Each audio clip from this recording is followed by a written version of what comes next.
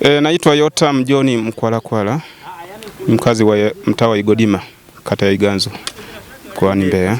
Barabara ina changamoto hususan kwa kipindi hiki cha mvua, inakuwa inaharibiwa na maji ya mvua.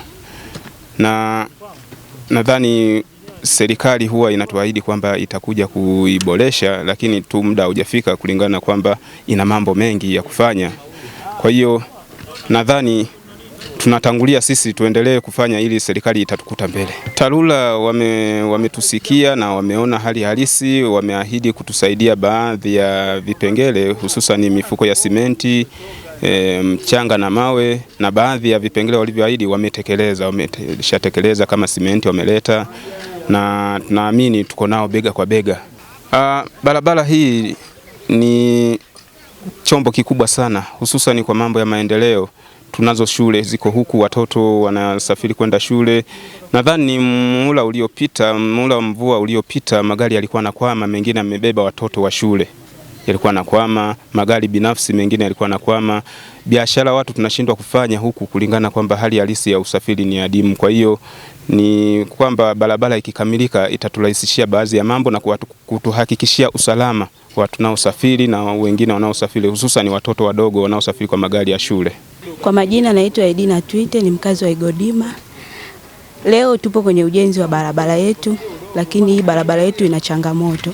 Na changamoto ya barabara yetu kubwa haipitiki kutokana na kutokuwa na mitaro, na ile mvua inayonyesha inasababisha maji yanapita kwenye barabara.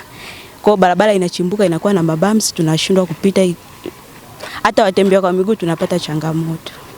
Ombi letu kwa TARURA ni kwamba iendelee kutusupport na kutusaidia, kwa sababu kwa kiasi imetusaidia mifuko 30, lakini bado haitoshi kutokana na barabara yetu ni fupi, lakini inahitaji bado matengenezo. Tunawashukuru kwa walichokitoa kwa mifuko hiyo 30, lakini bado tunahitaji vifusi au kokoto kwa ajili ya kuweza kutusaidia barabara yetu kapitika, pamoja na mitaro pia. Itatusaidia sana kwa sababu shughuli zetu za kibiashara zitakuwa, tutaweza kufanya biashara zetu kwa urahisi kwa muda mfupi kutokana na huduma ambazo tunazihitaji. Mfano tunahitaji huduma kutoka mjini, barabara yetu haipitiki. Kuna bidhaa nyingine hatuwezi tukabeba wenyewe, tunahitaji magari yatusaidie kubeba. Kwa mfano wanaofanya ujenzi, mfano ujenzi wa manyumba, huku tunajua ujenzi wa manyumba unaendelea, watahitaji kupitisha bidhaa zao kama vile mawe, matofali. Kwa kama ikikamilika barabara yetu itatusaidia, mambo mengi yatakamilika kwa usahihi na tutasonga mbele zaidi kimaendeleo. Ombi letu kubwa ni kwamba sisi hatuhitaji rami. Kikubwa tunachohitaji huku ni kwa ajili ya kwamba waweze kututengenezea tu kiwango cha kokoto na kutengenezea mitaro ili maji yaweze kupita.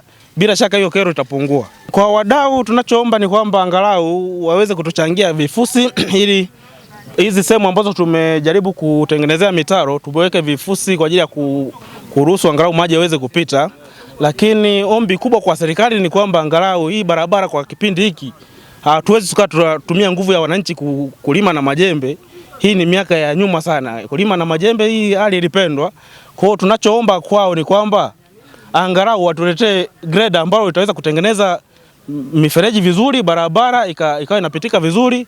Kwa ombi kubwa kwa serikali ni kwamba kwa sasa tunachoomba ni kwamba waje kutengenezea barabara ili iweze kupitika vizuri. Majina naitwa Ayubu Stemle Mwaziere, mwenyekiti wa mtaa wa Igodima, kata ya Iganzo.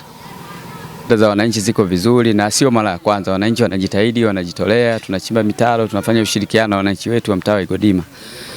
Ni kanuni, kila mwaka huwa tunafanya maendeleo ya kuchimba, lakini sasa tumeongeza juhudi kwa sababu ya barabara, maji ni mengi, barabara imeharibika sana. Tunachimba mitaro, tunataka tujenge huko kwenye mitaro. Wadau wapo wamejitolea, wanatusapoti. Kwa hiyo tunafanya nao kazi vizuri. Rai yangu kwa wananchi, na waomba tu wananchi waendelee kutupa ushirikiano. Kila Jumamosi tunapofanya maendeleo, na hasa Jumatatu tunaanza rasmi kwa ajili ya kuchimba mitaro tena, kuanza kuijenga mitaro kwa sababu maji ni mengi. Watu wameongezeka, mtaa wa Igodima ni mtaa mpya. Kwa hiyo tuanzia Jumatatu, umeona jitihada tulizozifanya za kumwaga mawe, lakini tunashukuru wadau wamejitolea, wametuletea mawe. Pia hata TARURA jana walikuja nao wametumwagia mawe tayari tripu moja hapo. Wametuletea na simenti, tunazo mpaka muda huu. Simenti mifuko 30. Kwa hiyo namshukuru meneja wa TARURA na ishukuru serikali kwa jitihada wanazojitahidi kutuunga mkono. Kwa hata wananchi nao wamelipokea vizuri, wamelifurahia.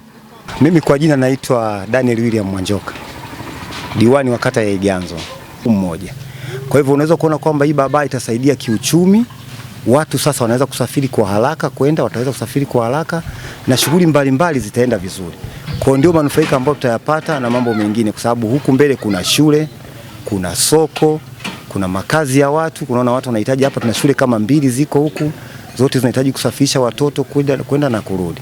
Kwa hivyo kiuchumi pia hii barabara ni muhimu sana kwenye kata yetu ya Iganzo na kwenye mtaa wetu wa Igodima, kwa sababu kati ya barabara zetu 4 kwenye kata yetu ya Iganzo, hii ni barabara ambayo ina population kubwa ukilinganisha na barabara zingine zote. Kama nilivyokuambia, huu ndio mtaa wenye watu wengi na ndio mtaa unaojengwa kwa kasi ukilinganisha na mitaa mingine.